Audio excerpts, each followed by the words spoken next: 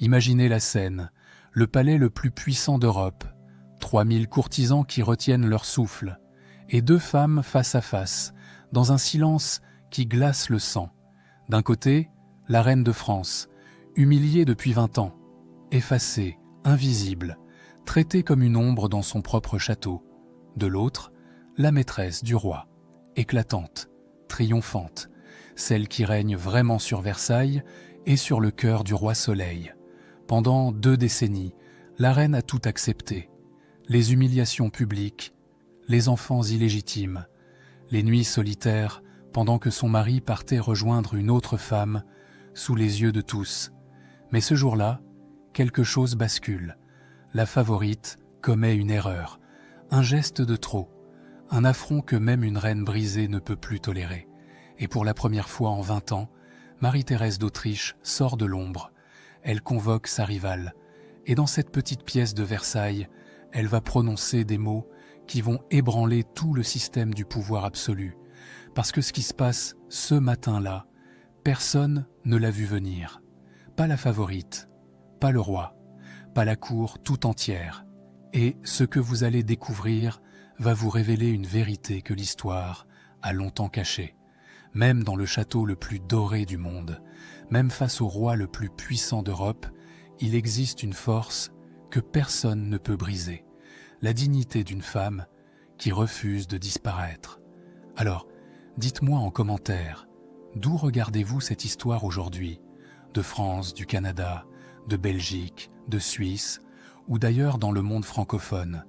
Et si vous aimez découvrir les vérités cachées de notre histoire, les destins oubliés et les moments qui ont façonné la France dans l'ombre, abonnez-vous maintenant, parce que chaque semaine, je vous emmène là où les livres d'école ne vont jamais. L'histoire commence maintenant. Versailles, printemps 1681, le soleil se lève sur le plus grand chantier d'Europe. Depuis 20 ans, Louis XIV transforme un pavillon de chasse en palais absolu.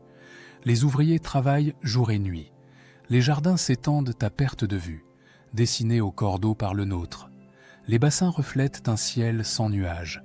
Tout ici respire l'ordre, la perfection, la gloire. Mais derrière les miroirs dorés de la galerie des glaces, derrière les statues de marbre et les fontaines qui dansent au son de la musique, se cache une vérité que personne n'ose dire tout haut. Le roi de France vit publiquement avec sa maîtresse, et sa femme, la reine légitime, erre dans les couloirs comme une étrangère dans son propre royaume. Ce matin-là, dans les appartements royaux, une tension invisible parcourt les murs. Les domestiques chuchotent. Les courtisans échangent des regards entendus. Tout le monde sait, mais personne ne parle, parce qu'à Versailles, le silence est une arme, et la discrétion, une question de survie. 3000 personnes vivent ici, nobles, serviteurs, artistes, soldats, tous gravitent autour d'un seul homme. Louis XIV, le roi Soleil, 43 ans, au sommet de sa puissance. Il a vaincu les Hollandais. Il a imposé sa volonté à toute l'Europe. Son nom fait trembler les ambassadeurs. Son portrait orne les palais du monde entier. Il incarne le pouvoir absolu. Mais ce pouvoir a un prix, parce qu'à Versailles, tout est spectacle, tout est protocole, même l'amour, même la vie privée. Le roi ne se lève pas seul. Le lever du roi est une cérémonie publique où des dizaines de courtisans se battent pour avoir l'honneur de lui tendre sa chemise. Il ne mange pas seul. Ses repas sont des représentations où des centaines de regards l'observent porter la fourchette à sa bouche. Il ne dort pas seul. Même ses nuits appartiennent à l'État. Et au cœur de ce théâtre permanent, il y a 2 femmes, 2 destins, 2 vies prises au piège du même système. La première s'appelle Marie-Thérèse d'Autriche. Elle a 43 ans. Elle est reine de France depuis 21 ans. Infante d'Espagne, fille du roi Philippe IV, elle a été sacrifiée sur l'autel de la paix. En 1659, pour sceller la réconciliation entre la France et l'Espagne, après des décennies de guerre, on l'a mariée à Louis XIV. Elle avait 22 ans. Elle ne parlait presque pas français. Elle ne connaissait rien à la cour de France. Elle arrivait avec ses robes espagnoles, ses habitudes pieuses, son accent étranger. Les mémorialistes de l'époque la décrivent comme simple, aimante, discrète, trop discrète, effacée, prisonnière de son rôle. Saint-Simon écrira plus tard cette phrase terrible. Elle n'avait d'autre défaut que d'aimer trop le roi. Pendant 20 ans, elle a tout supporté. Les grossesses à répétition, 6 enfants, dont un seul a survécu. Les Bamperezanzibans, humiliation publique, son mari qui parade avec d'autres femmes sous ses yeux. Les nuits solitaires dans ses appartements, pendant que le roi rejoint ses favorites. Les courtisans qui la saluent par politesse, mais ne la regardent jamais vraiment. Marie-Thérèse vit comme une veuve dans son propre palais. Elle passe ses journées entourée de sa petite cour espagnole, des nains, des chiens, des servantes qui parlent sa langue maternelle. Elle prie, elle fait la charité, elle se tait, toujours. Dans ses lettres à sa tante restée en Espagne, conservées dans les archives de Madrid, elle confie sa douleur, mais refuse de se plaindre. Une phrase revient sans cesse, « Je suis reine. Je dois porter ma couronne même si elle me blesse. » Face à elle, il y a l'autre femme, celle qui règne sans couronne, celle qui a tout ce que Marie-Thérèse n'a pas, la beauté, l'esprit, le pouvoir réel. Elle s'appelle Françoise Athénaïs, de Rochechouart de Mortemart, mais tout le monde l'appelle Madame de Montespan. 41 ans, maîtresse officielle du roi depuis 14 ans. Elle est éclatante, intelligente, redoutable, Madame de Sévigné, qui observe la cour avec son œil acéré, écrit dans une de ses lettres « Elle a l'esprit si vif qu'elle étourdit le roi lui-même. » Montespan ne se cache pas, elle vit au grand jour. Ses appartements sont au cœur du château, plus somptueux que ceux de la reine. Elle dîne avec le roi, elle se promène à son bras dans les jardins, elle assiste au conseil, elle influence les nominations, distribue les pensions, fait et défait les carrières. Elle est mère de 7 enfants du roi, tous illégitimes, mais progressivement légitimés, élevés en secret, puis intégrés à la famille royale. Elle règne sur Versailles comme une reine de fait, mais sous cette assurance apparente, sous cette gloire éclatante, Montespan vit dans l'angoisse. Parce qu'elle sait que sa position est fragile, qu'elle ne tient qu'à un fil, le désir du roi. Et ce désir peut s'éteindre, à tout moment, pour n'importe quelle raison. Une jeune fille plus belle, une rivale plus habile, le temps qui passe et qui use tout, même la passion. Et justement, en ce printemps 1681, les choses commencent à changer. Une autre femme gagne du terrain, discrète, calculatrice, patiente. Elle s'appelle Madame de Maintenon. Elle est la gouvernante des enfants illégitimes de Montespan et du roi. Elle a l'oreille du roi. Elle lui parle de Dieu, de morale, de rédemption. Louis XIV vieillit. Il commence à penser à son salut, et Montespan le sent. Elle sent le sol se dérober sous ses pieds. Alors elle réagit comme elle a toujours réagi, par l'audace, par l'affirmation de son pouvoir, par des gestes qui rappellent à tous qu'elle est là, qu'elle règne, qu'elle ne partira pas. Et c'est cette audace qui va tout faire basculer. Ce soir-là, au mois de mai 1681, une grande fête illumine les jardins de Versailles. Des centaines de bougies, des fontaines qui dansent, un ballet commandé à Lully, le musicien préféré du roi. Les courtisans se pressent dans leurs plus beaux atours. Le roi parade, souriant, royal. Et à son bras, comme une épouse de fée, marche Madame de Montespan, resplendissante dans une robe ornée de pierreries. Sur une terrasse, à l'écart de la foule, Marie-Thérèse observe. Elle porte une robe sombre. Elle est entourée de sa petite cour espagnole, invisible aux yeux de tous. Personne ne la regarde, personne ne la salue. Elle est là, mais elle n'existe pas. Et puis vient le souper, un souper officiel, sous les lustres, avec 300 convives. Les places sont attribuées selon un protocole millimétré. Chaque siège a un sens. Chaque position reflète un rang, une importance, une place dans la hiérarchie du royaume. Et ce soir-là, Madame de Montespan commet l'imprudence suprême. Grisée par sa position, assurée de son pouvoir, elle prend le siège réservé à la reine, devant 300 courtisans pétrifiés, devant le roi lui-même. Un silence de glace s'abat sur la salle. Marie-Thérèse reste immobile. Son visage ne trahit rien. Mais dans ses yeux, quelque chose change. Quelque chose que personne n'avait vu depuis 20 ans. Une étincelle, une flamme, une limite qui vient d'être franchie. Madame de Maintenon, présente ce soir-là, notera plus tard dans une lettre à son confesseur « Ce soir-là, j'ai vu la patience de la reine atteindre sa limite ».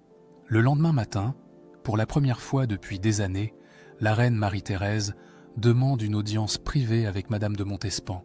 Pas de témoins, pas de protocole, juste les deux femmes, face à face. Versailles retient son souffle. Le lendemain matin, le soleil filtre à travers les hautes fenêtres d'une petite pièce adjacente aux appartements de la reine, une lumière douce, presque irréelle. Le silence est total.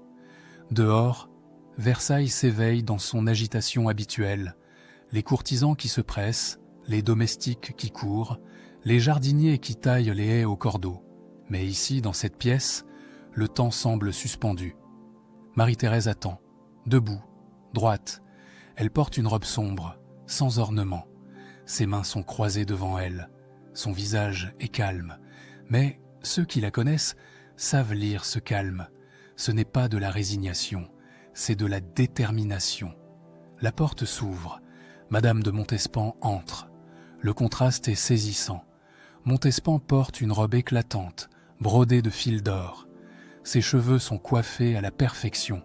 Ses bijoux scintillent dans la lumière. Elle est habituée à éblouir, à dominer par sa présence. Elle avance avec assurance, mais quelque chose dans son regard trahit une légère inquiétude. Pourquoi cette convocation? Pourquoi maintenant? Pourquoi cette femme effacée, cette reine invisible, demande-t-elle soudain à la voir? Les deux femmes se font face. Pendant un instant, personne ne parle. Les mémoires de l'époque ne nous donnent pas tous les détails de cette rencontre. Madame de Maintenon y fait une allusion cryptée dans sa correspondance. Le marquis de Dangeau en parle de manière voilée dans son journal. La duchesse d'Orléans évoque plus tard un entretien mémorable. Mais les récits convergent sur un point. Ce jour-là, quelque chose d'extraordinaire s'est produit. Marie-Thérèse prend la parole en premier. Sa voix est calme, mais ferme. Une voix que Montespan ne lui connaissait pas. « Madame, vous m'avez fait demander. » C'est Montespan qui parle, cherchant à reprendre le contrôle de la situation. « Oui, asseyez-vous. » Un ordre, pas une invitation. Montespan hésite, elle n'a pas l'habitude qu'on lui donne des ordres. Mais quelque chose dans le ton de la reine la pousse à obéir. Elle s'assoit, surprise par cette autorité inattendue. Un nouveau silence. Marie-Thérèse reste debout, position de pouvoir. Elle regarde Montespan, droit dans les yeux, et puis elle parle. Des mots qu'elle a gardés en elle pendant 20 ans. Des mots qu'elle a répétés dans ses prières, dans ses lettres jamais envoyées, dans le secret de ses nuits solitaires. Depuis 20 ans, madame, je vous regarde régner sur ce que la Providence m'avait donné. Je vous regarde prendre ce qui était mien, les soirées, les regards, les confidences. Je vous regarde élever vos enfants, tandis que les miens meurent. Je ne vous ai jamais rien dit. Montespan reste figé. Pour la première fois depuis des années, elle entend la reine parler avec cette force, cette clarté, cette présence. Hier soir, vous avez pris mon siège, devant toute la cour. Vous pensiez peut-être que je ne dirais rien encore. Vous vous êtes trompé. Montespan tente de se défendre. Elle invoque le nom du roi comme elle l'a toujours fait, comme si ce nom était un bouclier absolu. « Madame, le roi… » Mais Marie-Thérèse l'interrompt, d'un geste de la main, simple, net. Et puis elle prononce les mots qui vont changer la donne. « Le roi est mon époux devant Dieu, madame, pas le vôtre. Il peut vous donner son cœur, son temps, ses faveurs. Il ne peut pas vous donner ma couronne, celle-là je la garde. Et je vous demande de ne plus jamais l'oublier. Ce n'est pas une scène de cris, pas de larmes, pas de violence. C'est quelque chose de beaucoup plus puissant.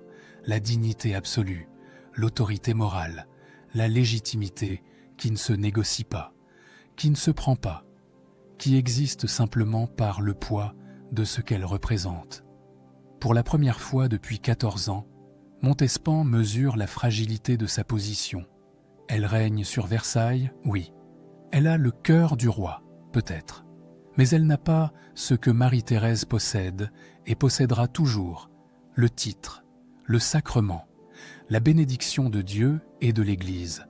Dans la France catholique de Louis XIV, cela compte. Cela compte énormément. Montespan baisse les yeux, geste rare chez une femme habituée à tout dominer. Elle comprend. Elle a dépassé une ligne invisible mais réelle. Et cette femme effacée, cette reine qu'elle croyait brisée, vient de lui rappeler que certaines limites ne peuvent pas être franchies. L'entretien dure encore quelques minutes. Mais l'essentiel a été dit. Quand Montespan ressort de cette pièce, son visage a changé. Les courtisans qui l'observent de loin le remarquent immédiatement. Elle ne marche plus de la même manière. Son assurance s'est fissurée. Marie-Thérèse, elle, reste dans la pièce. Seule, elle s'assoit enfin. Ses mains tremblent légèrement. Elle vient de faire quelque chose qu'elle n'avait jamais osé faire en 20 ans. Elle a posé une limite. Elle a défendu son territoire. Elle a rappelé au monde entier qu'elle existe. En quelques heures, la nouvelle se répand dans tout Versailles. Les versions se multiplient, les détails s'embellissent. Mais un fait demeure. La reine a parlé. La reine a affronté la favorite. Et personne ne l'a vue venir. Madame de Sévigné écrit à sa fille ce jour-là. On dit que la reine a parlé à Madame de Montespan avec une fermeté que personne ne lui connaissait. Les vieux courtisans s'en souviennent comme d'un jour étrange. Étrange, oui, parce que dans ce palais où tout est spectacle, où tout est calculé, où chaque geste obéit à un protocole millimétré, une femme invisible vient de briser le silence. Et ce silence brisé résonne plus fort que tous les discours du monde. Pour comprendre ce qui s'est vraiment joué ce matin-là, il faut comprendre le système dans lequel ces deux femmes évoluent. Un système où rien n'est ce qu'il paraît, où le pouvoir visible cache toujours un pouvoir invisible, où les femmes, même les plus puissantes, restent des pions dans un jeu qu'elles n'ont pas créé. Marie-Thérèse est reine de France. Sur le papier, c'est le titre le plus prestigieux qu'une femme puisse porter en Europe. Mais, dans les faits, ce titre est une prison dorée. Elle ne gouverne rien, elle ne décide rien. Elle n'a aucun pouvoir politique réel. Son rôle se résume à une seule mission, donner un héritier mâle au royaume. Elle l'a fait. Le grand dauphin, son fils, a maintenant 20 ans. Sa fonction est accomplie, et depuis, elle n'est plus qu'un symbole, une présence nécessaire mais encombrante.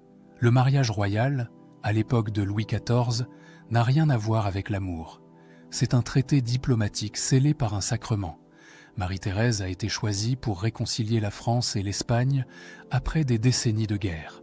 Le jour de son mariage, elle a dû renoncer à ses droits sur la couronne d'Espagne. En échange, elle a reçu une dot considérable que l'Espagne n'a jamais vraiment payée. Elle est arrivée en France comme une étrangère, et elle est restée une étrangère. Dans la France catholique de cette époque, la répudiation est impossible. Le mariage est un sacrement indissoluble. Louis XIV ne peut pas divorcer. Il ne peut pas renvoyer Marie-Thérèse. Elle restera reine jusqu'à sa mort. Mais cette protection juridique et religieuse ne la protège pas de l'humiliation. Au contraire, elle est condamnée à assister, impuissante, aux infidélités publiques de son mari, condamnée à sourire lors des cérémonies officielles, condamnée à faire comme si tout était normal. Pendant 20 ans, elle a accepté cette situation, par devoir, par foi, par résignation aussi, peut-être. Les archives conservées à Madrid révèlent ses lettres à sa famille espagnole. Elle y parle de sa solitude, de ses grossesses difficiles, de la mort de ses enfants. 5 sur 6 sont morts en bas âge. Seul le grand dauphin a survécu. Chaque mort a été un déchirement. Mais elle ne s'est jamais plainte, publiquement. Elle a prié.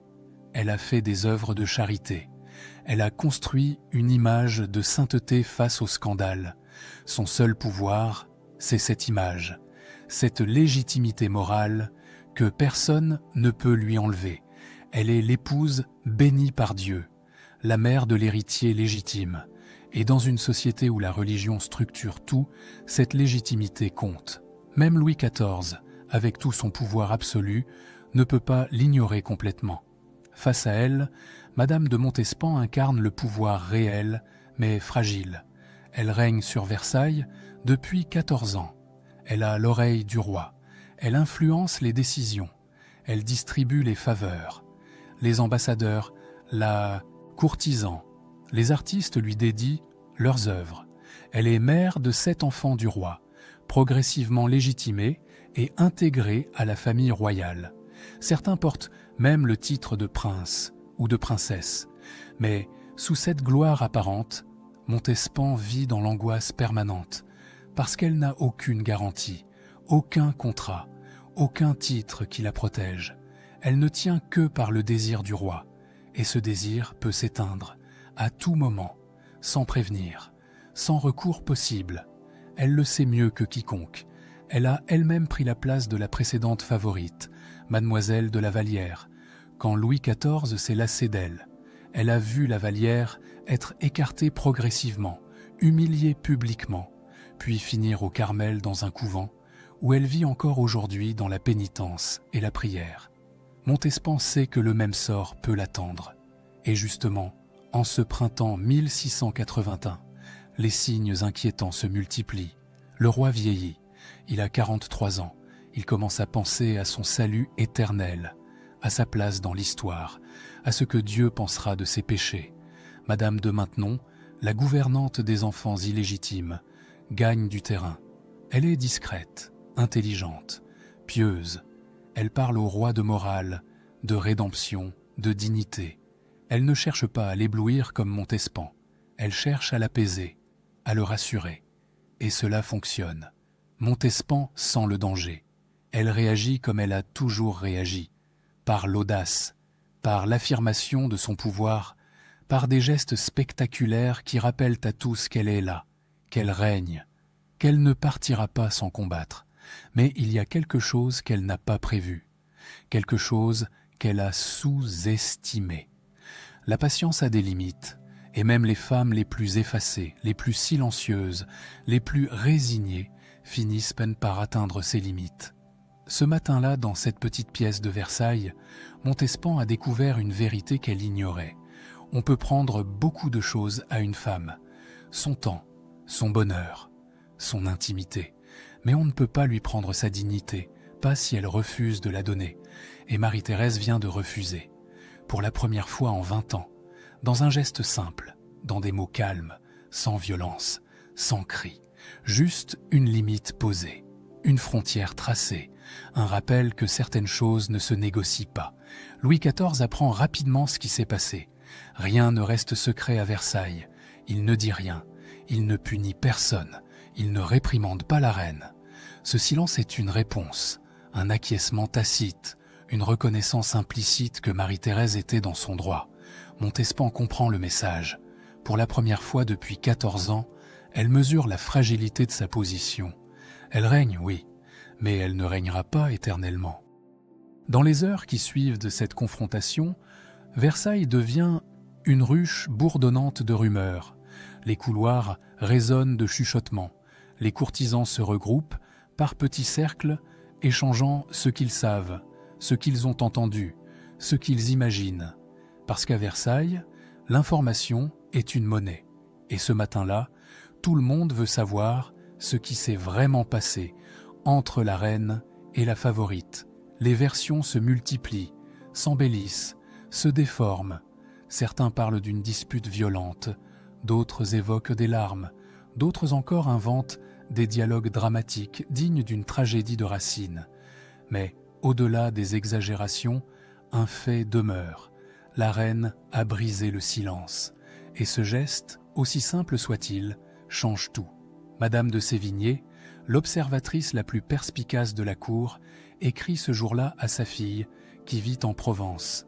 On parle beaucoup d'un entretien entre la reine et Madame de Montespan. Les vieux courtisans s'en souviennent comme d'un jour étrange. La reine a parlé avec une fermeté que personne ne lui connaissait. Je ne sais pas ce qui a été dit, mais je sais ce qui a été vu.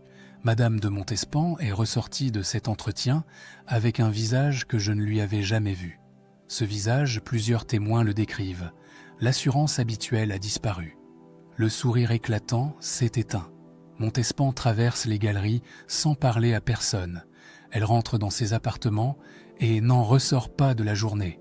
Pour une femme qui vit dans l'exhibition permanente de sa gloire, ce retrait est révélateur. Quelque chose s'est fissuré. Du côté de Marie-Thérèse, c'est un autre changement qui s'opère, plus subtil, moins visible, mais tout aussi réel. Les courtisans qui la croisent dans les jours suivants remarquent quelque chose de différent dans son regard. Elle ne baisse plus les yeux, elle ne se cache plus, elle marche avec une dignité nouvelle.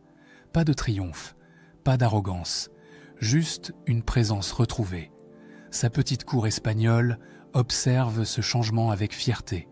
Ces dames de compagnie, qui l'ont vue souffrir pendant 20 ans, reconnaissent enfin dans cette femme effacée l'infante d'Espagne qu'elle était avant son mariage. Une femme de sang royal, une descendante de Charles Quint, une reine qui a simplement oublié, pendant 2 décennies, qu'elle en avait le titre et le droit. Mais le témoin le plus important de cette transformation, c'est Madame de Maintenon. Elle observe tout, elle analyse tout, elle comprend que quelque chose de fondamental vient de se produire. Dans une lettre à son confesseur, l'abbé Gobelin, elle écrit « La Providence donne parfois aux humbles une force que les puissants ne comprennent pas.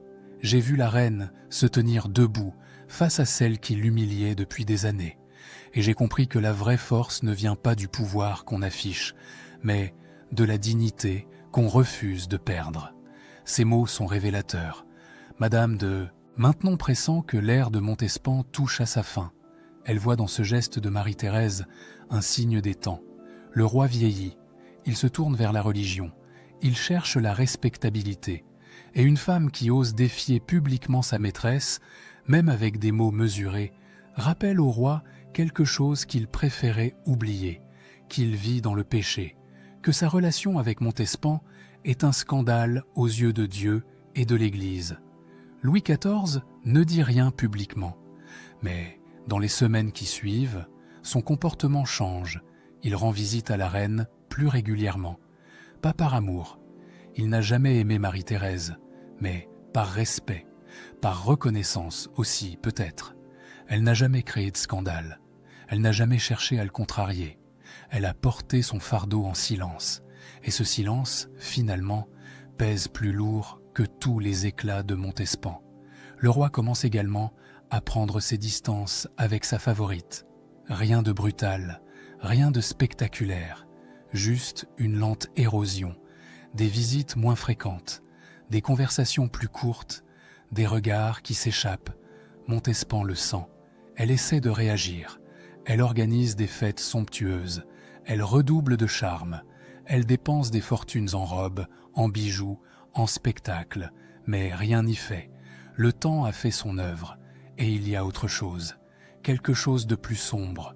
Une ombre qui plane sur Montespan depuis quelques années déjà. En 1679, une affaire terrible a éclaté. L'affaire des poisons. Une série d'empoisonnements dans la Honona haute noblesse. Des meurtres, des messes noires, des sorcelleries. Et au cœur de cette affaire, un nom revient sans cesse, celui de la Voisin, une empoisonneuse notoire.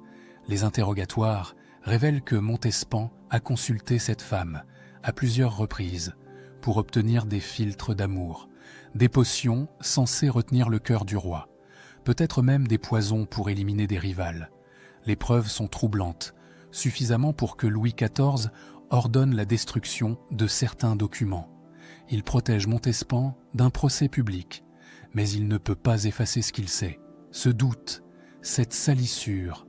Montespan n'est plus seulement la favorite vieillissante, elle est aussi la femme qui a peut-être joué avec des forces interdites. La femme qui a peut-être mis en danger l'âme du roi. Et dans la France catholique de Louis XIV, cela ne se pardonne pas. Marie-Thérèse ignore peut-être les détails de cette affaire, mais elle sent le changement. Elle voit le roi s'éloigner de Montespan.